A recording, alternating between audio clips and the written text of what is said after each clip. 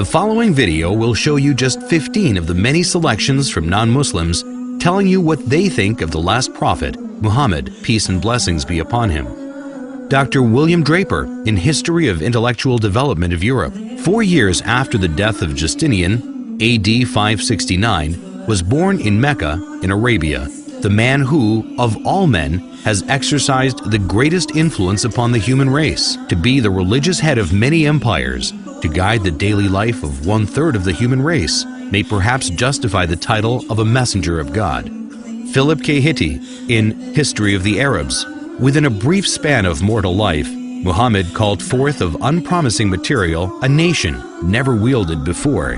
In a country that was hitherto but a geographical expression, he established a religion which in vast areas suppressed Christianity and Judaism, and laid the basis of an empire that was soon to embrace within its far-flung boundaries the fairest provinces in the then civilized world. Thomas Carlyle, in Heroes and Hero Worship and the Heroic in History, the lies which well-meaning zeal has heaped round this man are disgraceful to ourselves only. A silent, great soul, one of that who cannot but be earnest. He was to kindle the world. The world's maker had ordered so. Mahatma Gandhi, statement published in Young India, 1924. I wanted to know the best of the life of one who holds today an undisputed sway over the hearts of millions of mankind. I became more than ever convinced that it was not the sword that won a place for Islam in those days in the scheme of life. It was the rigid simplicity, the utter self-effacement of the Prophet, the scrupulous regard for pledges, his intense devotion to his friends and followers, his intrepidity, his fearlessness, his absolute trust in God and in his own mission. These, and not the sword, carried everything before them and surmounted every obstacle. When I closed the second volume of the Prophet's biography, I was sorry there was not more for me to read of that great life. Edward Gibbon and Simon Oakley, in History of the Saracen Empire, London, 1870. The greatest success of Muhammad's life was effected by sheer moral force. It is not the propagation, but the permanency of his religion that deserves our wonder. The same pure and perfect impression which he engraved at Mecca and Medina is preserved after the revolutions of 12 centuries by the Indians, the African and the Turkish proselytes of the Quran. The Mohammedans have uniformly withstood the temptation of reducing the object of their faith and devotion to a level with the senses and imagination of man. I believe in one God, and Muhammad, the apostle of God, is the simple and invariable profession of Islam. The intellectual image of the deity has never been degraded by any visible idol. The honors of the prophet have never transgressed the measure of human virtue, and his living precepts have restrained the gratitude of his disciples within the bounds of reason and religion. Reverend Bosworth Smith, in Muhammad and Mohammedanism, London, 1874. Head of the state as well as the church, he was Caesar and Pope in one. But he was Pope without the Pope's pretensions, and Caesar without the legions of Caesar, without a standing army, without a bodyguard, without a police force, without a fixed revenue. If ever a man ruled by a right divine, it was Muhammad, for he had all the powers without their supports. He cared not for the dressings of power. The simplicity of his private life was in keeping with his public life. In Mohammedanism, everything is different here. Instead of the shadowy and the mysterious, we have history. We know of the external history of Muhammad, while for his internal history, after his mission had been proclaimed, we have a book absolutely unique in its origin, in its preservation, on the substantial authority of which no one has ever been able to cast a serious doubt. Gibbon, in The Decline and Fall of the Roman Empire, 1823. The good sense of Muhammad despised the pomp of royalty. The apostle of God submitted to the menial offices of the family. He kindled the fire, swept the floor, milked the ewes, and mended with his own hands his shoes and garments. Disdaining the penance and merit of a hermit, he observed without effort of vanity the abstemious diet of an Arab. De Lacy O'Leary, in Islam at the Crossroads, London, 1923. History makes it clear, however, that the legend of fanatical Muslims sweeping through the world and forcing Islam at the point of sword upon conquered races is one of the most fantastically absurd myths that historians have ever repeated. Sir George Bernard Shaw in The Genuine Islam, Volume 1, Number 8, 1936. If any religion had the chance of ruling over England, nay, Europe, within the next 100 years, it could be Islam. I have always held the religion of Muhammad in high estimation because of its wonderful vitality. It is the only religion which appears to me to possess that assimilating capacity to the changing phase of existence which can make itself appeal to every age. I have studied him, the wonderful man, and in my opinion, far from being an antichrist, he must be called the savior of humanity. I believe that if a man like him were to assume the dictatorship of the modern world, he would succeed in solving its problems in a way that would bring it the much-needed peace and happiness. I have prophesied about the faith of Muhammad that it would be acceptable to the Europe of tomorrow as it is beginning to be acceptable to the Europe of today.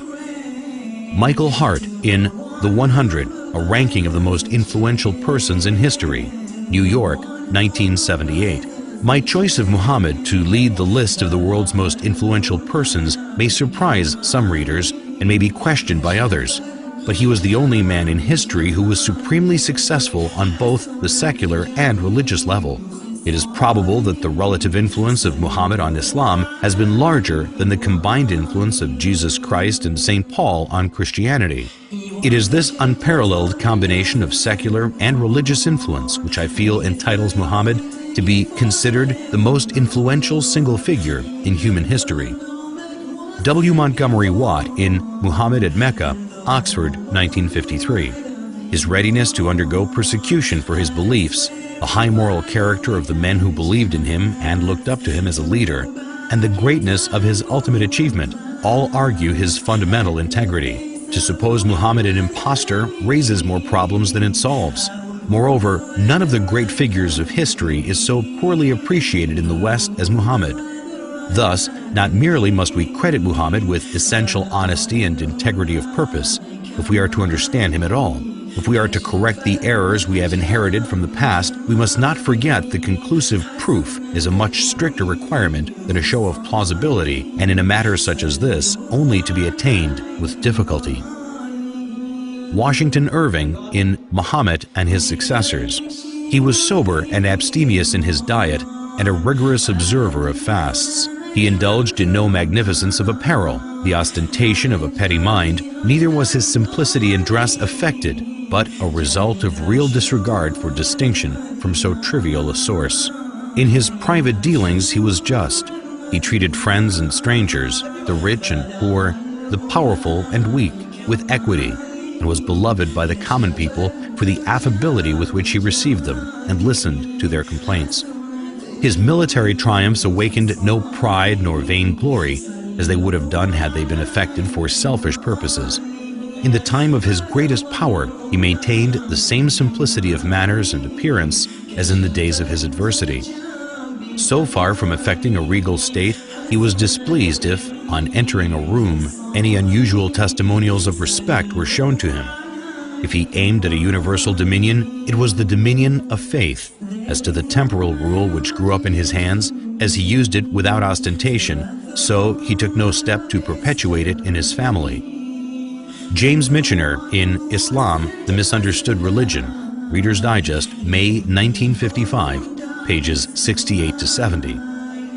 No other religion in history spread so rapidly as Islam. The West has widely believed that this surge of religion was made possible by the sword, but no modern scholar accepts this idea, and the Quran is explicit in the support of the freedom of conscience.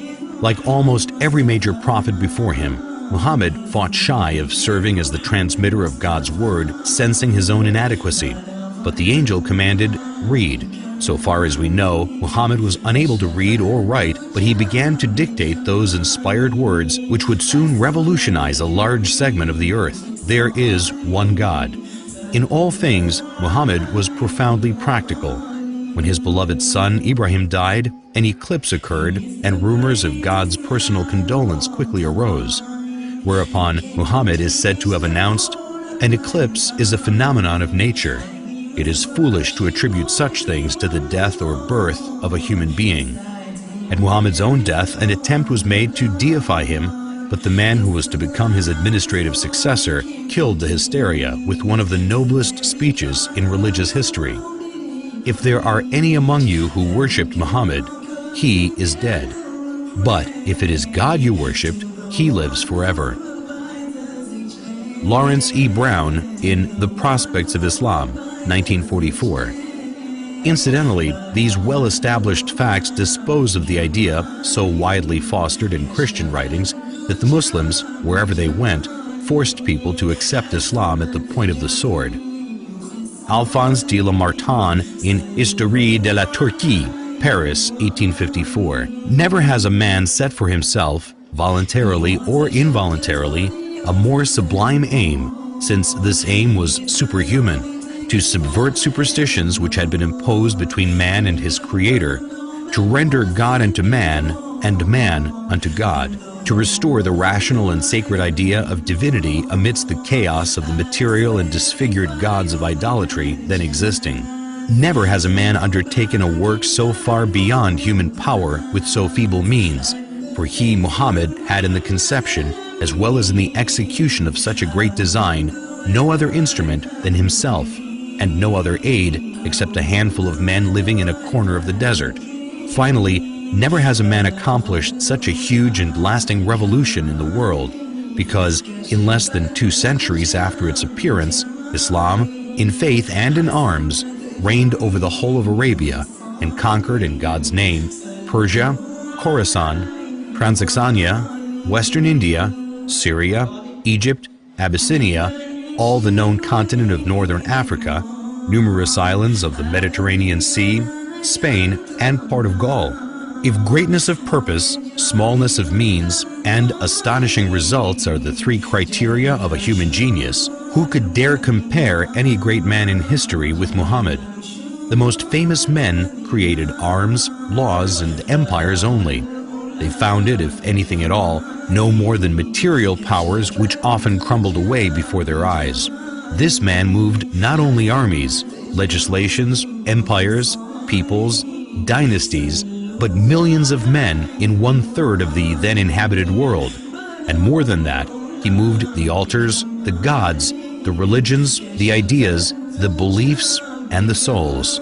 On the basis of a book, every letter which has become law, he created a spiritual nationality which blends together peoples of every tongue and race. He has left the indelible characteristic of this Muslim nationality, the hatred of false gods, and the passion for the one and immaterial God.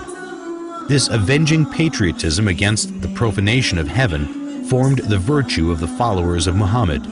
The conquest of 1/3 the earth to the dogma was his miracle, or rather it was not the miracle of man, but that of reason. The idea of the unity of God, proclaimed amidst the exhaustion of the fabulous Theogonies, was in itself such a miracle that upon its utterance from his lips, it destroyed all the ancient temples of idols and set on fire 1/3 of the world.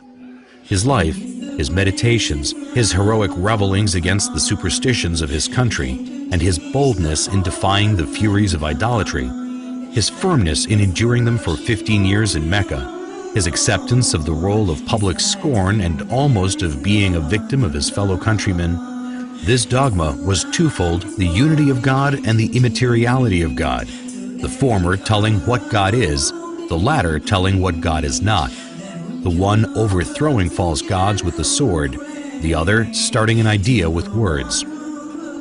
Philosopher, orator, apostle, legislator, conqueror of ideas, restorer of rational beliefs, the founder of 20 terrestrial empires and of 1 spiritual empire. That is Muhammad. As regards all standards by which human greatness may be measured, we may well ask, is there any man greater than he? There is no